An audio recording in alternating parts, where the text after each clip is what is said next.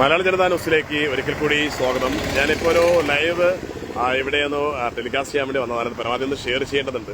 അഥവാ ഒരു സ്ത്രീയുടെ സങ്കടകരമായ ഒരു കരച്ചിലും അതെ വേറൊരാളോടൊന്നൊരു സങ്കടം പറച്ചിലും കണ്ടപ്പോൾ എനിക്ക് ലൈവ് ചെയ്യണം തോന്നി. എത്രമാത്രം യാഥാർത്ഥ്യമുണ്ട് എന്ന് എനിക്കറിയില്ല. പക്ഷേ ഇത് കാണുമ്പോൾ അതൊരു സങ്കടകരമായ ഒരു അവസ്ഥ. നമുക്കറിയാം, മാലിന്യ നിർമ്മാർജ്ജനം ഒരു ഗ്രീൻ സിറ്റിയാക്കി മാറ്റിക്കൊണ്ടിരിക്കുകയാണ് നമ്മുടെ നാട്. അതിന് സർക്കാർ ഒരുപാട് പദ്ധതികൾ ആവിഷ്കരിച്ചിട്ടുണ്ട്.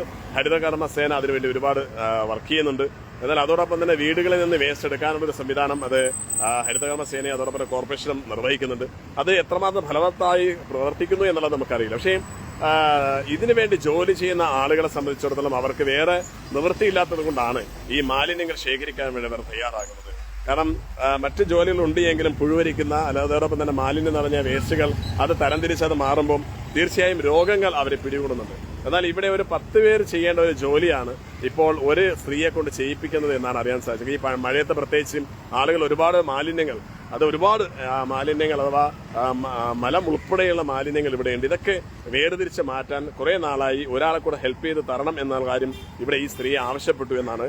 എന്നാൽ കോർപ്പറേഷൻ അഥവാ ഇതിന് ഉത്തരവാദിത്തപ്പെട്ട ആൾ അതിന് തയ്യാറാകുന്നില്ല, അവര് സമ്മതിക്കുന്നില്ല എന്നുള്ളതാണ് ഇപ്പോൾ പറഞ്ഞത്. അപ്പോൾ ഇവിടെ വന്നപ്പോഴും അവർ ഭയങ്കര ഒരു കരച്ചിലായിരുന്നു. അപ്പൊ അതുകൊണ്ടാണ് ഞാൻ ഇതുവഴി വന്നപ്പോൾ മൈക്കൊന്നും എടുത്തില്ല. എന്നാലും ഈ ലൈവ് ഒന്ന് ഞാനൊന്ന് കൊടുക്കാമെന്ന് വിചാരിച്ചു. അവരുടെ അഭിപ്രായം നമുക്ക് നോക്കാം. ഇത്രമാത്രം യാഥാർത്ഥ്യമുണ്ടെന്ന് അറിയില്ല. പരമാവധി ഷെയർ ചെയ്യണം. കോർപ്പറേഷൻ അധികാരികൾ കാണണം. ഇതിനെന്തെങ്കിലും യാഥാർത്ഥ്യം ഉണ്ടെങ്കിൽ സഹായിക്കേണ്ടതുണ്ട്. കാരണം ഇവർ ഒറ്റയ്ക്കാണ് ഇവിടെ വന്നപ്പോൾ ഈ ജോലിയൊക്കെ കാരണം ഒരുമിച്ച് നിന്ന് ഒറ്റയ്ക്ക് അവർ ചെയ്യുന്നുണ്ട്. കാരണം ഒറ്റയ്ക്ക് എന്തായാലും ചെയ്യാൻ സാധിക്കില്ല ഇത്. പക്ഷേ നാളുകളായി ഈ പ്രദേശത്ത് ഒരുപാട് മാലിന്യ കൂമ്പാരങ്ങളാണ്. പക്ഷെ ഒരാളെ കൂടെ എനിക്ക് ഹെൽപ്പ് ചെയ്യാൻ വേണ്ടി ഒരാളെ വിട്ടുതരണമെന്നവർ പറഞ്ഞിട്ടും ഇതിനെ ഉത്തരവാദിത്തപ്പെട്ട ആളുകൾ കേൾക്കുന്നില്ല. മര്യാദയ്ക്ക് ജോലി ചെയ്തില്ലെങ്കിൽ ശമ്പളം തരില്ല, അല്ലെങ്കിൽ പിരിച്ചുവിടും എന്നാണ് പറയുന്നത്. പക്ഷേ വേറെ നിത്യവൃത്തിക്ക് വഴിയില്ലാത്തത് കൊണ്ട് തന്നെ ഈ സ്ത്രീ ഇത് ചെയ്തു പോകുന്നു എന്നാണ്. പക്ഷെ ഭയങ്കര കരഞ്ഞുകൊണ്ടാണ് അവരിവിടെ സംസാരിക്കുകയും മറ്റൊക്കെ ചെയ്തത്. നമുക്ക് എന്തായാലും ആ ചേച്ചിയോട് ചോദിക്കാം. ചേച്ചി എങ്ങനെ ജോലി നടന്നിരിക്കുകയാണോ? എന്താണ് നേരത്തെ കരച്ചിലും സങ്കടവും പറച്ചിലൊക്കെ കണ്ടത്? എന്താ പേര്, നിങ്ങളുടെ പേര്? ഗീത. എവിടെ താമസിക്കുന്നേ? പൂങ്കുളത്ത് തന്നെ. ഇപ്പൊ എത്ര നാളായി ഇതിൽ ജോലി ചെയ്യുന്നുണ്ട്? 5 വർഷമായി. എന്താണ് ഇപ്പൊ എന്താണ് നിങ്ങളെ സങ്കടം പറച്ചില്? കാരണം ആര്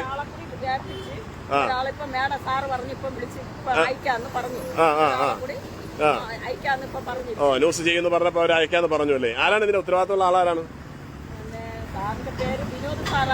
വിനോദ് സാറാണ് ഇവിടെ ഉള്ള. വിനോദ് സാർ ഇപ്പൊ വിളിച്ചു പറഞ്ഞു ഒരാളെ കൂടി വിടാൻ ഗീത എന്ന് പറഞ്ഞു.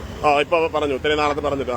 അപ്പൊ എന്നാലും ന്യൂസ് ചെയ്യുമെന്ന് അറിയിപ്പോ. വേറെ എന്താണ്, വേറെ ജോലിക്കൊന്നുമില്ല. ഈ ജോലി തിരഞ്ഞെടുക്കാൻ നമുക്ക് ഏറ്റവും എളുപ്പം. അതുകൊണ്ടാണ് ഇത് ഏറ്റെടുത്തത്. പക്ഷേ പക്ഷെ അത് ഇതേപോലെ ഒരാളെ കൂടെ സഹായിക്കാനുണ്ടെങ്കിൽ മാത്രമേ ചെയ്യാൻ പാടുള്ളൂ. അത് ഇത്ര നാളെ പറഞ്ഞിട്ടും അത് അധികാരം ശ്രദ്ധിച്ചിട്ടില്ല, കേൾക്കുന്നില്ല.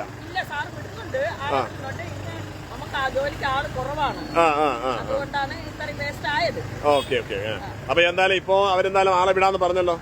അപ്പൊ സന്തോഷമായില്ലേ? ഇനി അപ്പൊ എന്തായാലും നമ്മളെ ഇത് ന്യൂസ് ചെയ്യുന്നത് തുടങ്ങുന്നപ്പോഴേ അവർ പ്രതികരിച്ചല്ലോ. അപ്പൊ നമ്മളത് സങ്കടം അവരോട് പറയണം. യാഥാർത്ഥ്യം അവർ പറയുമ്പോൾ തീർച്ചയായും പ്രതികരിക്കും. ഓക്കെ. അപ്പൊ ഇപ്പൊ വേറെ സങ്കടമൊന്നുമില്ലല്ലോ. അവരെന്തായാലും അപ്പൊ പ്രതികരിച്ചല്ലോ. ഓക്കെ. അപ്പൊ ന്യൂസ് ചെയ്യുന്നതിന് മുമ്പ് ആളുകൾ പ്രതികരിച്ചു തുടങ്ങി. ഓക്കെ, ശരി എന്നാ. അപ്പൊ എന്തായാലും അവരെന്തായാലും ആള് വരട്ടെ. അപ്പൊ ഈ പറഞ്ഞ എന്തായാലും നമ്മൾ ന്യൂസ് ചെയ്യുന്നു എന്നുള്ളത് റിപ്പോർട്ട് പോയപ്പോൾ തന്നെ അവരെ വിളിച്ചു എന്നാണ് ഇപ്പോൾ അറിയാൻ സാധിച്ചത്. ഇപ്പോഴാണോ വിളിച്ചത്? ഇപ്പൊ വിളിച്ചതേ ഉള്ളൂ. ഓക്കെ. അപ്പൊ എന്തായാലും നമ്മൾ ന്യൂസ് ചെയ്യുന്ന സമയത്ത് തന്നെ എന്തായാലും വിളിച്ചു ഒരാളെ ഇപ്പൊ അയക്കാമെന്നാണ് പറഞ്ഞത്. എന്തായാലും അത് ന്യൂസ് ചെയ്യുന്നതിന് മുമ്പ് തന്നെ ഒരു ആക്ഷൻ ഉണ്ടായത് എന്തായാലും നന്നായിട്ടുണ്ട്. പക്ഷെ ആക്ഷൻ ഉണ്ടായില്ലെങ്കിൽ അത് ഒരു നടപടി ഉണ്ടാകണം. അതുകൊണ്ട് തന്നെ അധികാരികൾ ഒന്ന് പ്രത്യേകം ശ്രദ്ധിക്കണം. കാരണം ഇപ്പോൾ ഒരു ന്യൂസ് ചെയ്യേണ്ടി വരുന്നു ഇങ്ങനെയുള്ള പാവപ്പെട്ട ആളുകൾക്ക് അവർക്ക് സഹായിക്കാൻ. കാരണം ഇതിപ്പോ കാണുമ്പോൾ തന്നെ അറിയാം, ഇത്രയും ഈ ഒരു കുമിഞ്ഞ് കൂടിക്കിടക്കുന്ന ഇത്രയും മാലിന്യങ്ങൾ എന്തായാലും ഒരാളെ കൊണ്ട് ഇത് സഹായിക്കാൻ പറ്റില്ല, അത് ഉറപ്പാണ്. അപ്പൊ അതിനുവേണ്ടി ഒരാളെ കൂടെ വിട്ടാൽ മാത്രമേ, ഇല്ലെങ്കിൽ ഇവർക്ക് ഒരുപാട് രോഗങ്ങൾ ഉണ്ടാകും. നമ്മൾ രോഗമുക്തമായ ഒരു കേരളത്തിന് വേണ്ടി സ്വപ്നം കാണുമ്പോൾ തീർച്ചയായും അതിനുവേണ്ടി പണിയെടുക്കുന്ന ആളുകൾ അവരുടെ ഒരു സുരക്ഷിതത്വം ഒരുക്കേണ്ടതുണ്ട്. അതുകൊണ്ട് തന്നെ ഒരാളെ കൂടെ മാത്രം പോരാ, ഒരു 3-4 പേരുണ്ടെങ്കിൽ മാത്രമേ ഈ വേസ്റ്റുകൾ കംപ്ലീറ്റ് തരംതിരിച്ച് മാറ്റാൻ സാധിക്കുകയുള്ളൂ. അത് പ്രത്യേകം ശ്രദ്ധിക്കണം. എന്തായാലും ന്യൂസ് ചെയ്യുന്നതിന് മുമ്പ് തന്നെ അത് കൂടുതലൊരു ഫലവത്തായി നമ്മൾ ന്യൂസ് ചെയ്തുകൊണ്ടിരിക്കുമ്പോൾ തന്നെ തിരിച്ച് വിളിച്ചു എന്നാണ് പറയുന്നത്. എന്തായാലും അതൊരു വലിയൊരു സന്തോഷകരമായ അവസ്ഥയാണ്. അതുകൊണ്ട് തന്നെ എനിക്ക് പ്രേക്ഷകരോടും പറയാനുള്ളത്, നമ്മുടെ മാലിന്യം, നമ്മുടെ വീടുകളിലെ മാലിന്യവും നമ്മൾ നിർമ്മാർജ്ജനം ചെയ്യുമ്പോൾ അത് പ്ലാസ്റ്റിക്കും അതോടൊപ്പം തന്നെ ഭക്ഷ്യസാധനങ്ങളും വേർതിരിച്ച് കൊടുത്താൽ, അതോടൊപ്പം തന്നെ മറ്റ് മാലിന്യങ്ങളും നമ്മൾ വേർതിരിച്ച് കൊടുത്താൽ ഈ ജോലി ചെയ്യുന്നവർക്ക് അതൊരു ഉപകാരമാകും. അവർ മനുഷ്യരാണ്, മറ്റൊരു ജോലി ഇല്ലാത്തത് കൊണ്ടാണ് അവർ ഈ ഒരു ജോലി തിരഞ്ഞെടുത്തത്.